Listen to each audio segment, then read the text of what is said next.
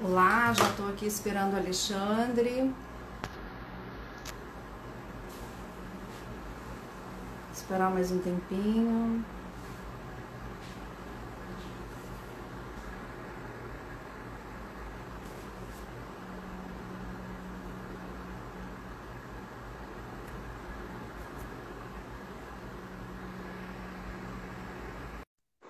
Estou tentando te adicionar, Alexandre.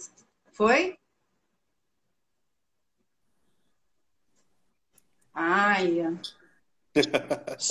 tá me ouvindo? Super bem. Ah, que bom. Também estou te ouvindo. Tem uns minutinhos aí ainda, né? O pessoal está assistindo a gente? Provavelmente, né? Acho que sim. Tem alguém já entrando aí, né? Tem que eles sinalizarem se estão nos ouvindo. Estão ouvindo bem. Já recebi aqui informação que estão ouvindo bem. Ah, tá bom. Eu estou só me ajustando um pouquinho a posição, agora está ok. Estamos no nosso tempinho aí, ô Fabiano? Então Aham. agora. Então podemos É, tem uns começar? 2 minutinhos. Ainda faltam uns 2 minutinhos. É, acho que falta 2 minutinhos, né? Eu tô meio sem telefone, sem hora aqui Eu direito, já mas te acho que digo falta já. 2 minutinhos. E aí? Ainda falta sim. Ainda falta sim. Tem uns 2 minutinhos ainda. Muito E tá embora tudo isso já bem por esteja aí? na Tudo live, bem com né? você? Hã? Por enquanto, sim, né? A gente sempre diz por enquanto, É, né? pelo dia de hoje tá bom, né? Não tá fácil não, né? Essa situação toda Não, aí tá bastante desse difícil. jeito. Esses números têm rosto, né? Esses números têm família, É que esses ainda vai aumentar números, muito, né? é, todas as previsões no campo da ciência transparente, elas apontam nesse sentido, né?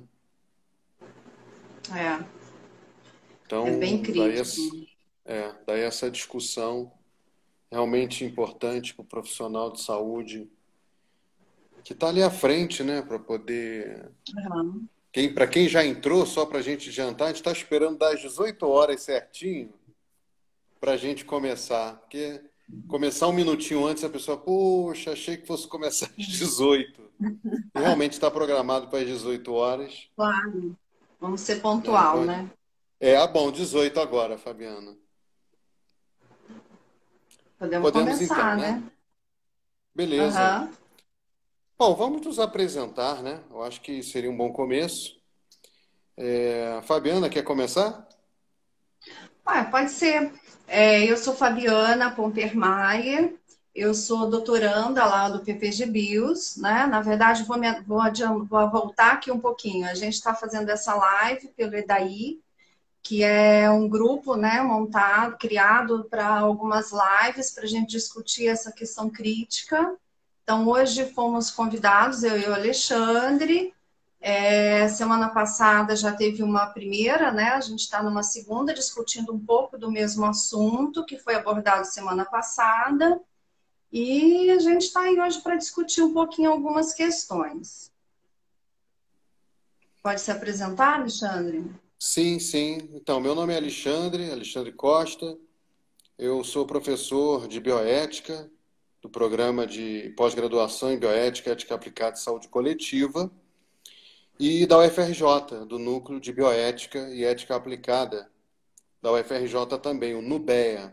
Tem até um canal no YouTube, NUBEA, UFRJ. E estamos hoje participando da live do EDAI, Ética, Direito, Ambiente e Intersecções.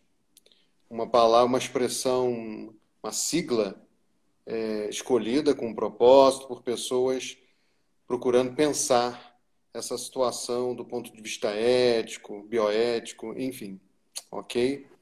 Nós temos um tema, tem acontecido às quartas-feiras, nesse horário, semana passada, com a professora Maria Clara Dias e a professora Letícia Gonçalves, sobre o tema também de protocolos em escassez e tudo mais. E nós também estamos trazendo hoje essa discussão, essa possibilidade de reflexão. Adiantamos que não há um tempo, teto limite máximo de 1 hora, depois disso o Instagram nos interrompe automaticamente, mas acreditamos que 40, 45 minutos, o tempo numa live ele conta bem diferente de uma aula convencional. 3 minutos numa imagem, por exemplo, é muita coisa, né? E a gente deseja participar, poder ajudar, não ser cansativo, sobretudo. Então vai ter uma fala da Fabiana, eu também vou fazer uma fala, já adianto que minha fala vai ser curta, fazendo algumas pontuações, para a gente abrir aqui para as perguntas, porque a gente cresce muito junto.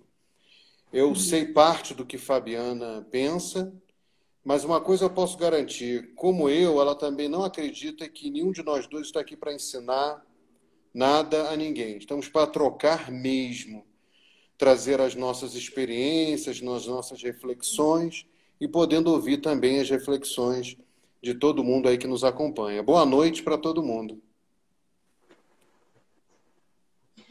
Então, hoje, seguindo a fala do Alexandre, a gente não está aqui para definir nada, o que é certo, o que é errado, a gente só vem para trazer um pouco de experiência que a gente tem vivido nesse tempo, né, nessas discussões, que é uma coisa crítica, mas que pegou todo mundo de surpresa, né? Ninguém esperava por passar isso nesse momento e que as coisas fossem tão emergenciais.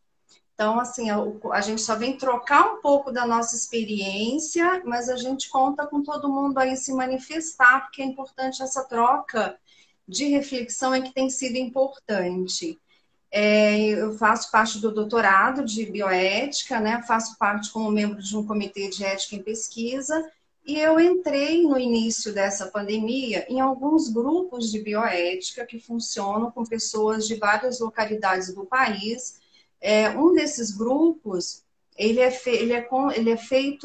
foi feito por algumas pessoas do direito e da bioética, querendo contribuir com os profissionais de saúde, o que a gente podia levar de informações para eles. Então, nesse grupo tem uma vastidão de médicos, de enfermeiros, de pessoas que estão na linha de frente, discutindo algumas questões. Então, os juristas têm uma facilidade maior quando chega, porque eles conseguem fazer manuais de coisas possíveis dentro do direito, o que não é, e eles prestam esse serviço a essa comunidade médica. Com informações, a gente tem uma vastidão de pessoas que têm experiência na medicina, quem acabou de entrar para a medicina, Então, assim, é uma loucura os grupos, mas quando chega na parte da bioética, a gente tem uma imensa dificuldade de discussão, porque a gente tem uma vastidão e uma falta de formação muito grande. E aí, o que eu mais quero trazer é o que a gente tem vivenciado nesses grupos. Porque na parte da bioética são conflitos imensos e que dá até briga nos grupos, porque a diversidade de pontos de vista na área de saúde é muito grande, e a gente tem levantado que saldos a gente tem tirado desses grupos. Um deles, que a própria área médica de saúde tem gritado, é a importância que eles estão sentindo nesse momento da formação em bioética.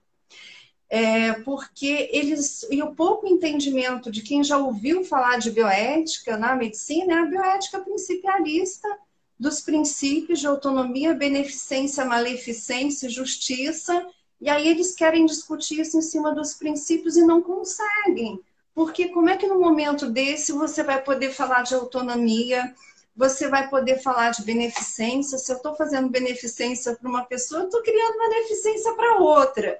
E como eu vou pensar em questão de justiça numa situação dessa? Então, isso é um ponto que eles estão sentindo muita dificuldade, porque eles trazem sempre os princípios e querem discutir a partir disso. Isso não nos tem levado a nada.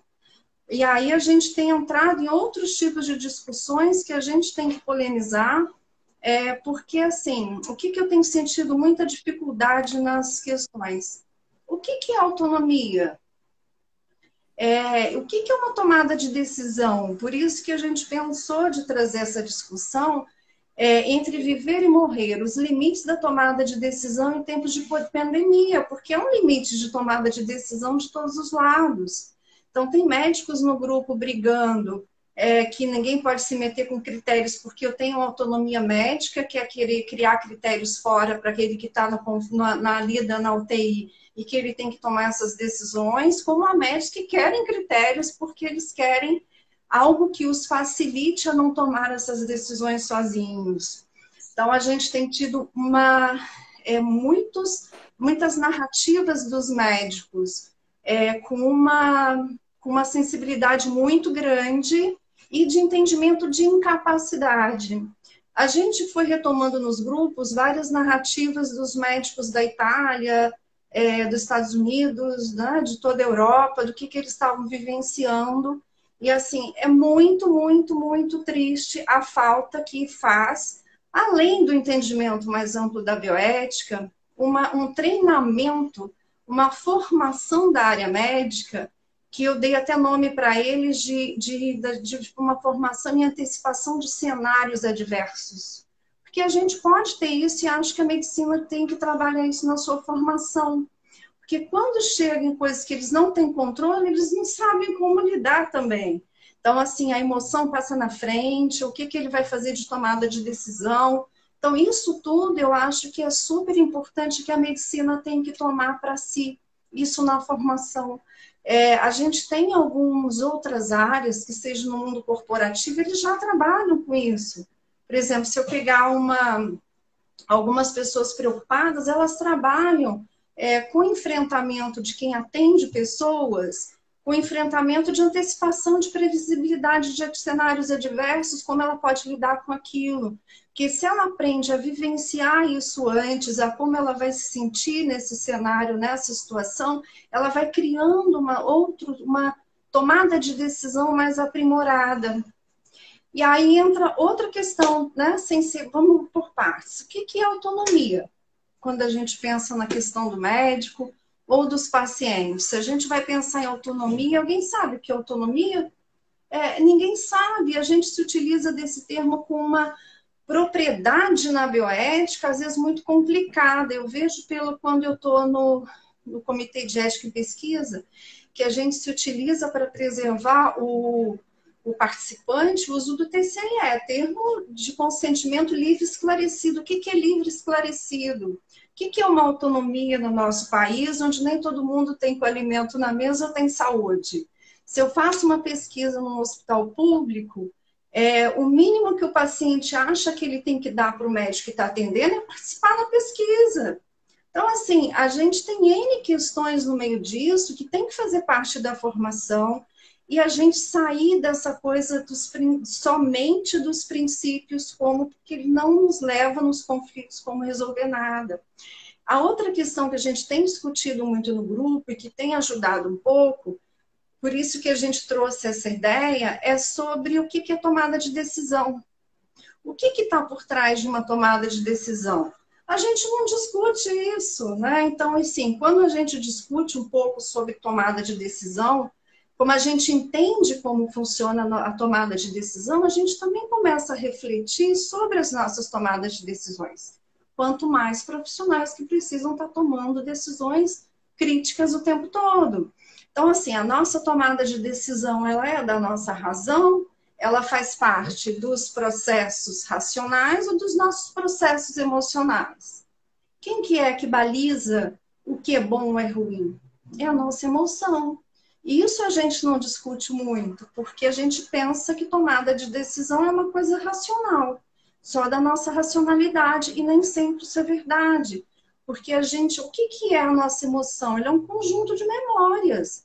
E essas memórias são atravessadas e criadas na nossa formação cultural, do que eu vivencio de experiências anteriores,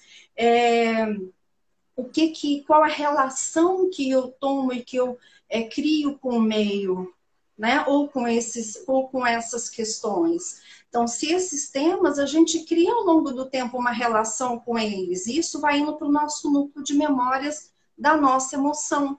Então, quando a gente vai tomar uma decisão, quem baliza isso, primeiro, é a nossa construção de valor. Então, a gente tem uma construção de valores que quem faz essa valoração, essa construção é a da emoção.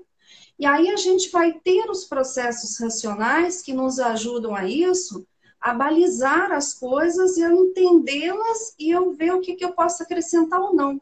Então, aí esse núcleo de memórias, que eu vou chamar assim, que é a nossa emoção, são os nossos inputs que estão ali. Então, aquilo que eu trago na bagagem para tomar uma decisão é em cima disso. Eu tenho inputs e eu tenho que prestar atenção nos meus outputs, o que é que o meio está me dando como informações para eu balizar ou não também pela via racional essa questão dos meus inputs. Então, esses inputs, eu tenho uma construção de valor.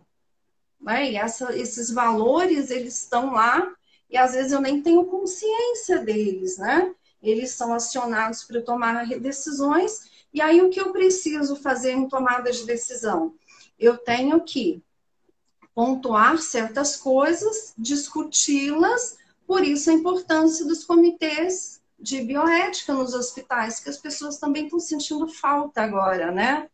Nos hospitais.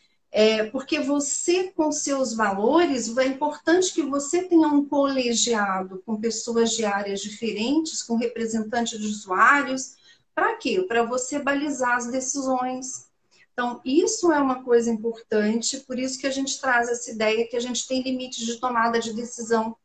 E nem sempre isso tem sido o maior enfrentamento que eu vejo dos profissionais de saúde, são nas tomadas de decisões. E tem limites. Eu posso dar autonomia, por que os critérios também são importantes? Porque eu posso deixar qualquer valor resolver, eu posso deixar a autonomia para o médico, ele que vai só decidir sem parâmetros quem vai para a UTI, quem não vai. Então, tudo isso tem limites. E aí a gente entra na questão dos critérios, né? O que tem atravessado a criação desses critérios? Um monte de coisas, porque os critérios levam a tomadas de decisões. E essas tomadas de decisões, elas são atravessadas por outras coisas que vêm dos valores. E aí a gente tem uma dificuldade, que até a Clara pontuou bem na última live, que é a questão das tomadas de decisões sempre ficarem para grupos específicos. Quem decide as tomadas de decisões, os critérios são grupos específicos. Então, isso cria uma certa dificuldade. A gente vai conseguir resolver isso agora, emergencialmente? Não. Mas é importante a gente pensar tudo isso, a gente debater muito o que é uma tomada de decisão. Por quê? Porque passando isso, eu acho que muita coisa tem que ser um pouco reconstruída. E eu tenho sentido que a própria área de saúde tem sentido essa necessidade. Então, assim, a gente tem narrativas de médicos, mesmo na Itália, que ele fala que nunca mais vai conseguir ser o mesmo, que parece que tirou uma camada de verniz de invencibilidade. Né? Tem um médico que disse que foi estudar sobre... que ele até pegou um livro para ler nas horas vagas, que era o mito do herói. Quer dizer, como a medicina precisa quebrar alguns rótulos, de saber que ela não é invencível, que ela tem dificuldade sim, e discutir essas dificuldades. Então, o mais interessante é que isso também tem vindo deles, né? A gente tem diversas pontuações contrárias, mas isso é interessante. Então, eu acho que depois de passar tudo isso, que a gente não vai resolver problemas agora, né? Os emergenciais, os critérios estão aí sendo criados, e a gente, por mais que a gente saiba que a gente tem atravessamentos nesses critérios, que eles são feitos por grupos específicos, eu acho que isso tem que ficar para a gente repensar toda a formação da área de saúde. Então, o que tem sido muito tido nos critérios, quais os valores tomados? Lá na Itália, chegou um momento que eles não tinham pensado sobre isso. Então, a primeira coisa que eles pararam foi o quê? Eu vou parar de atender o idoso. Vamos pegar as pessoas por nível de idade, vamos parar de atender. Até um médico de lá fala assim, poxa, todos os dias eu lembro disso. Por quê? Porque ele disse que atendeu uma pessoa de 68 anos e ele não teve possibilidade de dar respirador para ele. E ele ficou com muita pena. Aí ele deixou a família entrar sem poder, né? Aí o cara olhou para ele com um pesar muito grande, como quem diz, poxa, agora eu entendi que eu vou morrer. Então ele ficou levando isso para todo dia de atendimento. Então, assim, é muito, muito difícil a criação de critérios, eles não foram pensados com antecedência. E aí, depois disso, os outros países começaram na criação e estabelecimento dos critérios, é que a gente chegou nos critérios que estão aí, né? Que a Letícia, até na live passada, os descreveu super bem. Então, o que a maioria, se a gente tira um saldo, a gente tem duas coisas sendo pensadas. Uma é unânime, que todos têm usado, o outro tem sido pensado com umas reservas, só que um deles, de critérios, é o sistema de pontos prioritários, né, que é por ordem de distribuição, que eu vou priorizar primeiro ou depois, e tem outros que estão pensando no sistema de reserva. Então, no sistema de reserva, eu vou pegar cada grupo, jovem, idoso, profissional de saúde e doenças mais ou menos graves, vou botar como se fossem umas caixinhas, vou fazer uma reserva de vaga para cada um deles, para eu estabelecer vaga para todos, e aí eu vou pontuando aquele que chega. O que vai cruzando possibilidades, por exemplo, é um jovem, mas é profissional de saúde, então isso cruzou com mais coisas, ele vai. Mas de deixar certas reservas para atender o idoso, para atender quem está muito grave, quem está menos grave. Só que o que acontece? Isso é super plausível, mas tem uma hora que também entra em conflito e tem que se chegar numa prioridade, porque a gente não tem aqui reserva de vagas de tantos respiradores para fazer para cada grupo. Então, acaba que isso também entra na mesma questão da ordem de priorização. O que mais tem sido feito, porque isso é uma prática muito da saúde pública, é a maximização de salvar o maior número de pessoas, né? E para isso, o que eles têm feito? Então, primeiro vai para o respirador, aquele que tenha mais condições de liberar o respirador mais rápido. Quem é que vai fazer isso? Quem está em situação menos crítica de doença, de ter comorbidades. Então, isso é o ponto unânime. Fora isso, eu tenho duas outras situações, que é aquele que é avaliado, que não precisa de respirador, mas ele ou a família exige que quer que seja para o respirador, ele vai entrar para a fila de novo. Mas ele vai entrar na fila numa menor prioridade. E o profissional de saúde, né, que tem um valor instrumental, ele é tido como uma prioridade. Entrou no empate, eles têm que desempatar. Então, o que é o desempate? Tem sido pelo ciclo de vida, né, de pensar na priorização da idade, onde o mais jovem é ido para o respirador e o mais velho não. E o outro é para pensar qual grau, e aí eles estudam as escalas para ver qual nível, né, as escalas de saúde, que são técnicas, para ver o nível de doença, de falência dos órgãos, para priorizar tudo isso. E aí, no empate, além do ciclo de vida, tem a randomificação, que aí vai para o aleatório, né? Se não prioriza idade, então vamos para o aleatório. Então, assim, tudo é complicado. Na verdade, a gente não tem justiça em nenhuma situação. Eu acho que a única justiça, brincando aqui, né, claro, que a gente teria seria se a gente conseguisse pegar todas as pessoas que estão achando que isso não é nada e que estão brigando para que todo abra e que as pessoas vão para a rua, essas pessoas tinham que assinar um documento dizendo que abrir mão de respirador se fosse preciso, né?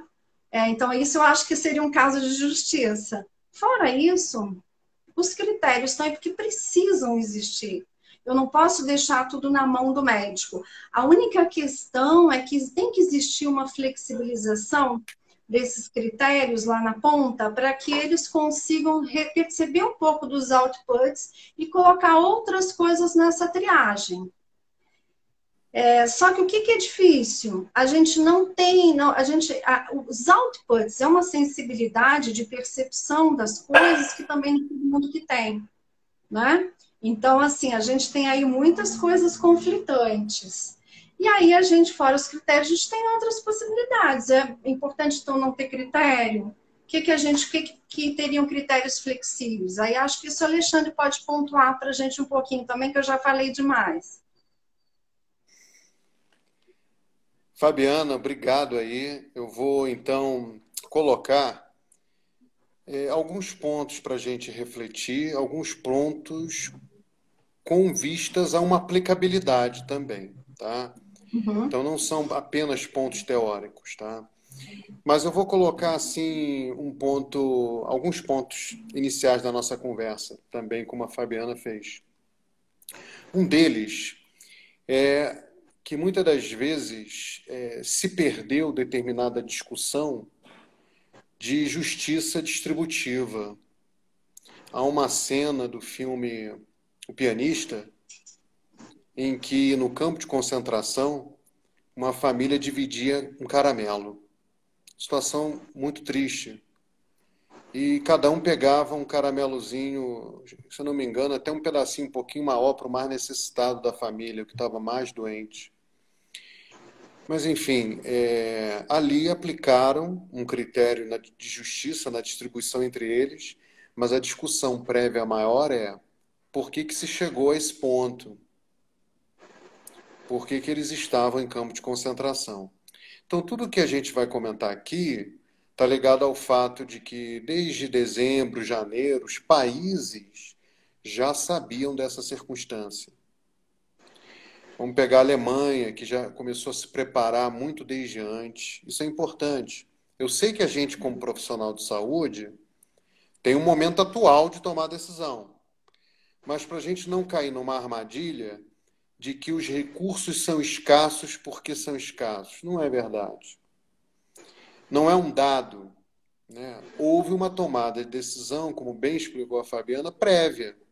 Não por nós, num certo sentido, mas no sentido de se tomar o caminho que se tomou em termos macro. Então a gente precisa ter isso em mente. E mesmo no momento atual, os recursos ainda não são escassos. Senão não veríamos um montante de dinheiro que é veiculado pelos meios de comunicação. Imagino que não sai. Mas o que é veiculado de negociação para cá, para lá, enfim.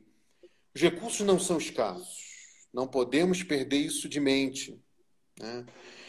Mas, para nós que estamos na ponta, é dado, sem sombra de dúvida, uma escassez. Vamos lutar contra ela? Sim. Na medida do possível? Sim. Mas estou inteiramente de acordo com a Fabiana. Não é naquele momento exato do plantão que a gente vai conseguir resolver isso. Ali a gente tem um problema adicional.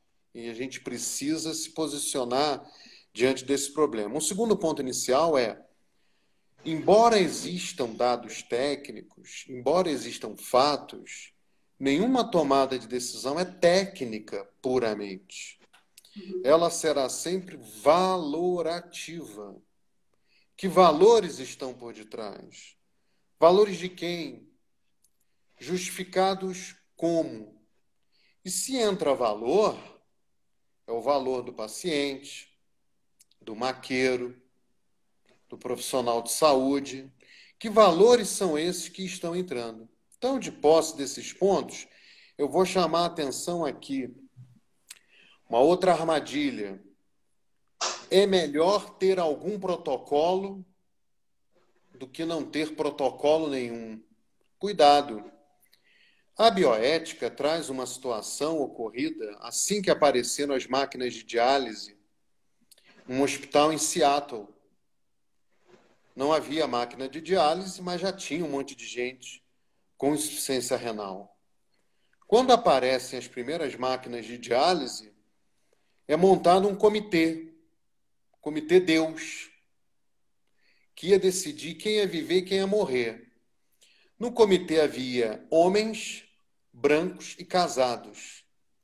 Curiosamente, eles chegam à seguinte conclusão: não deve ser recomendado para diálise homens negros solteiros, porque não tem um bom prognóstico, porque morrem muito, as estatísticas não são favoráveis.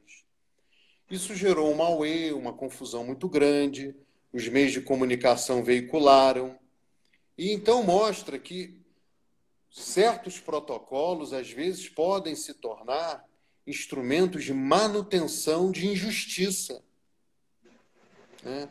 Então morriam, não eram dialisados, e esse problema volta. As informações dos colegas que estão na ponta mostram que o problema não é só a escassez de respirador. tampouco de vagas. A escassez maior agora no momento é de máquina de diálise, porque tem que estar grave e está sendo dialisado. A diálise acontece, inclusive, intermitentemente, em vez de diálise contínua. Eu me lembrando, a Comissão Deus, exatamente, a Comissão Deus tomando essas decisões. Então, uma armadilha de que a gente deve fugir é cuidado. Um protocolo também pode ser instrumento de manutenção de injustiça. Não é porque eu tenho um protocolo, como bem lembrou a Fabiana, que aí está tudo resolvido. Ela falou bem, mas que critérios são esses, né?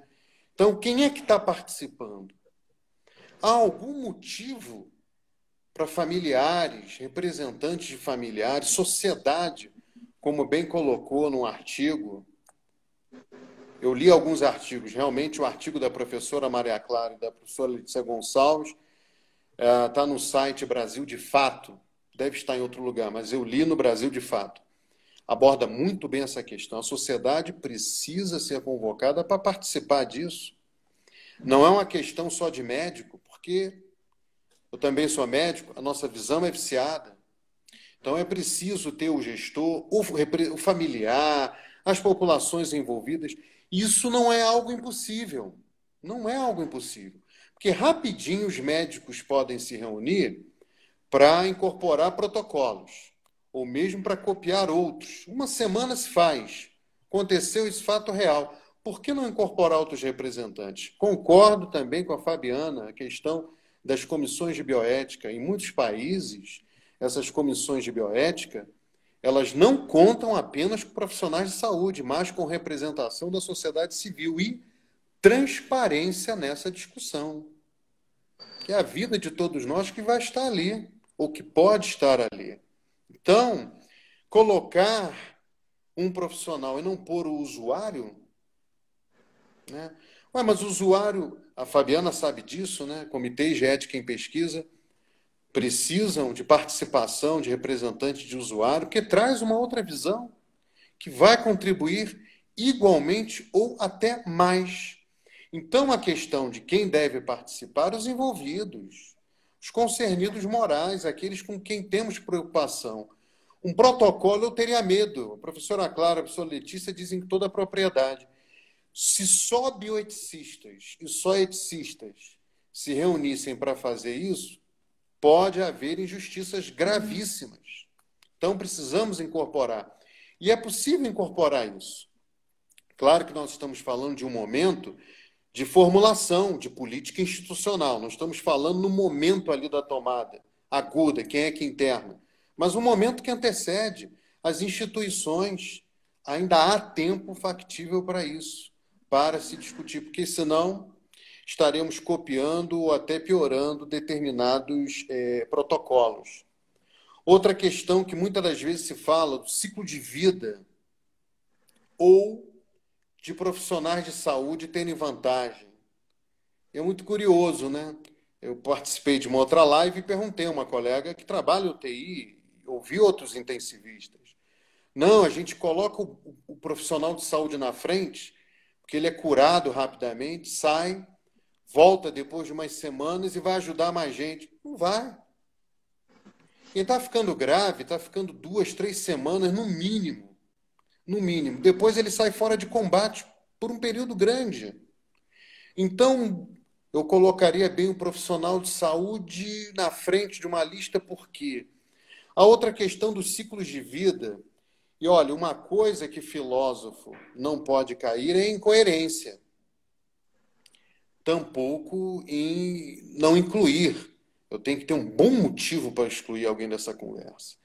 Então, excluir o idoso, como alguns têm feito a priori, porque o idoso já teria vivido seu ciclo de vida, eu pergunto, mas qual é o ciclo de vida? De que vida se fala? De que qualidade de vida? Né? Ele já viveu o quê? Bom, nessa base, para a gente ser coerente, a gente não é um bebê de 1 ano e outro de 3. Não, de 1 ano vai na frente, porque o 3 já viveu mais do que... É esse o raciocínio? É essa a busca de inclusão? Então, o ciclo de vida e filósofo apelar para a natureza realmente é algo muito complicado. Então, o ciclo de vida tem o seu lugar no debate, mas não um lugar absoluto. Isso é uma coisa que a gente precisa refletir sobre isso. Enfim, estou trazendo alguns pontos de reflexão, não me alongarei também, para esperarmos aí a troca de ideias entre mim e Fabiana e também as perguntas das pessoas que vão surgindo, né? É corretíssimo, Alexandre. E essa questão do ciclo de vida, como eles pontuam como questão de desempate, não é bem assim, né? Porque, na verdade, se a priorização é para quem tem mais possibilidade de melhorar rápido, com certeza o idoso está aí no meio, né? Então, eu acho que essa priorização do ciclo de vida, ela está em todas as partes do protocolo. Porque quem é que eu vou escolher que pode recuperar mais rápido? Um jovem ou um idoso? Então, isso ele já traz o ciclo de vida para o centro, né? E eles ficam debatendo que não, que isso é um ponto de desempate. Isso não é verdade, né? Verdade. É muito É, complicado. você sabe que tem dois pontos, alguns de comentários que estão já surgindo aqui, para a gente ainda trazer a luz, né? Alguns filósofos propõem incluir o critério de gravidade apenas, ou de prognóstico. Aí colocam o SOFA, uma Uhum. classificação com que os intensivistas estão bem acostumados. Na boa, quanto tempo leva para calcular o SOFA? Eu perguntei a intensivistas, o pessoal me falando, olha, Alexandre, depende de exames complementares, bilirrubina, 1 hora, 90 minutos. Ou então estão chegando 2 indivíduos, eu vou gastar 1 hora, 90 minutos. Não, colhe a bilirrubina e espera. Né? É isso que vai acontecer? Esse é um ponto importante. Outra questão também polêmica, mas que não podemos abrir mão. Nessa base pura de dar chance a quem tem mais chance, e quem chega previamente com algum mecanismo de injustiça? Vamos pensar nas políticas de discriminação positiva, aquelas que procuram corrigir injustiças prévias. Um dos exemplos são as cotas. O raciocínio dessas não é essa, não, aquele indivíduo estudou bem, no bom colégio, aí esse outro aqui está vindo mal, corta porque ele tem uma história muito ruim. É esse o raciocínio dessas políticas que procuram transmitir uma equidade? Não é. É um raciocínio ao contrário. Então, veja, esse ponto ele também não deve sair da nossa discussão. O indivíduo chega com uma injustiça prévia e ali eu aprofundo essa injustiça. É claro que eu tenho isso minimizado se eu tenho mais gente pensando sobre esses critérios. Vejam bem, em nenhum momento eu coloco aqui, fecho junto com Fabiana, a gente não pode abrir mão disso. Porque quem está na ponta vai ter um momento que vai precisar fazer essa escolha dificílima. Né? Mas quem é que está fazendo esses critérios? Porque são situações muito sérias para deixarmos na mão de um profissional, seja um professor de ética, de bioética, um médico, um enfermeiro, um nutricionista, um psicólogo, qualquer profissional de saúde, ou do campo da filosofia, eu tenho que incluir o afetado. Essa questão, ela é uma questão também importante. Um outro ponto, também já vão comentando, é a questão da situação de que muitas injustiças estão acontecendo previamente à entrada do paciente, do usuário na UTI. Quem está ficando em enfermaria? Sob observação de quem? De quantos? Como esses óbitos acontecem? Se muitas das vezes temos visita de 24 em 24 horas numa enfermaria. Então, esse é um ponto. Outra questão do cuidado paliativo. Eu, ouvindo uma vez num debate, uma vez tem 3 dias, numa live atrás, não, a gente vê, avalia o critério e sobe com aquele que precisa mais. E o outro? Porque o sofrimento respiratório e psíquico, no mínimo, é o mesmo. A gente faz o que com ele? Só segura a mão?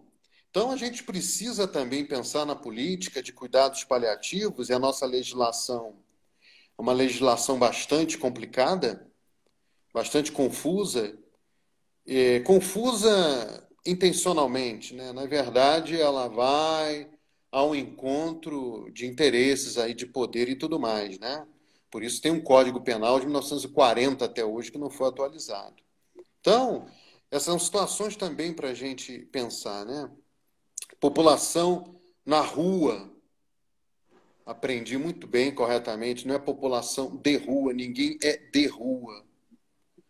Qualquer um de nós é ou pode ser um refugiado ou população na rua em potencial. E no Brasil não é difícil imaginar isso ao longo de meses ou anos, não. Então, população na rua que classicamente nas emergências ou nas UTIs ganham o nome ou codinome de homem pardo, mulher branca, bota uma idade aproximadamente. Qual o lugar desses indivíduos num critério desse? Complicado. Perpetuação de injustiça. Estou falando demais, né, Fabiana? Não, tá ótimo, é isso mesmo. Pode continuar. Essas são questões importantes, sim, que eu acho que tem que ser refletida. E a montagem dos comitês de serem interdisciplinares para sair do âmbito de um grupo de tomada de decisão e a inclusão da sociedade, do representante de usuários, eu acho fundamental. Eu acho que a gente tem que brigar com isso, né?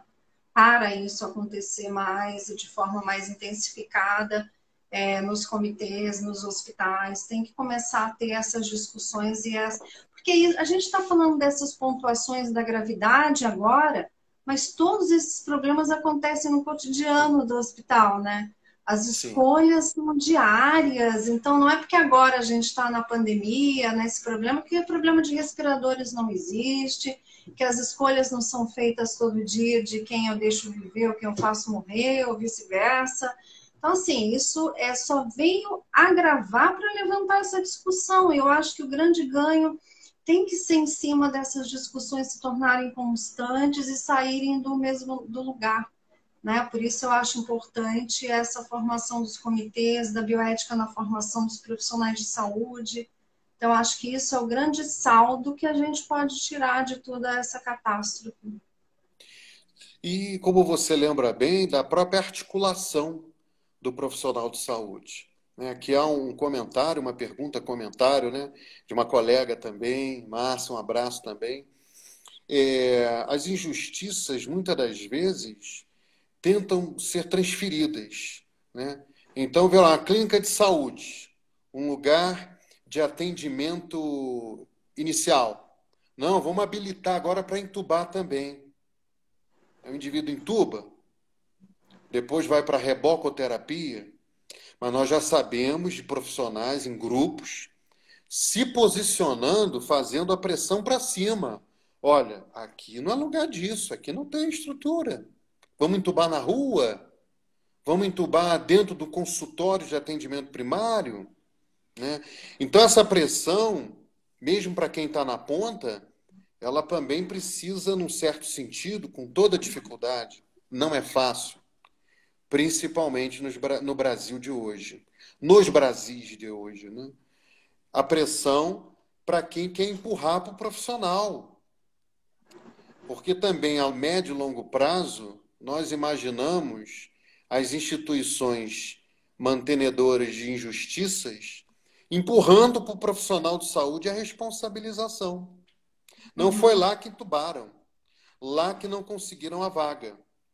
E a gente não pode ser inocente e não ter essa visão, evidentemente. Então, uma postura passiva de aceitar tudo que não vem, eu estou na ponta mesmo e acabou, eu preciso discutir com o meu gestor, eu preciso discutir com o meu diretor, eu preciso discutir com o meu chefe de clínica, porque senão o paciente, o usuário, a família, eu que estou na ponta, a gente se lasca.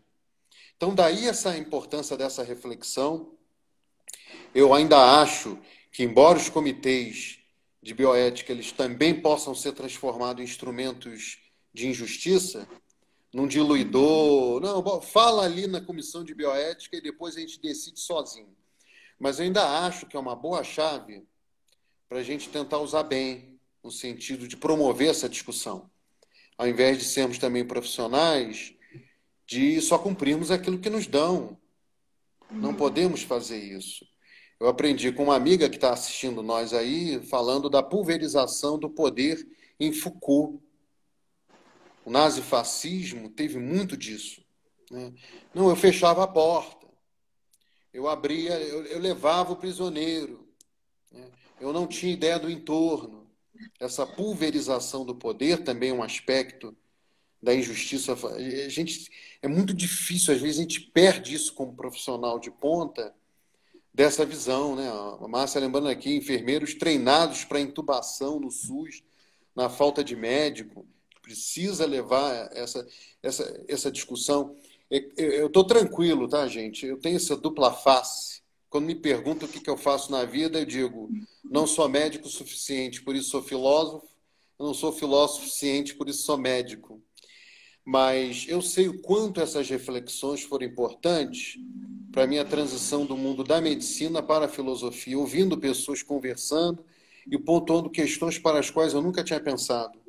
Então, pensar é uma primeira etapa para a gente poder agir, sem sombra de dúvida. E pensar, como a Fabiana falou, pensar com os nossos argumentos, coerência, pensar também com o coração, vamos falar assim, num certo sentido, né?